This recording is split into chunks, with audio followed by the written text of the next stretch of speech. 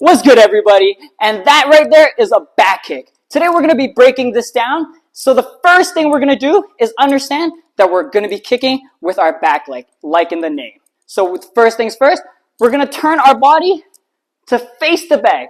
Always make sure you're looking at your target.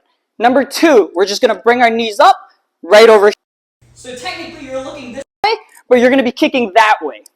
Number three, we're just going to extend our leg and punch down at the ground at the same time.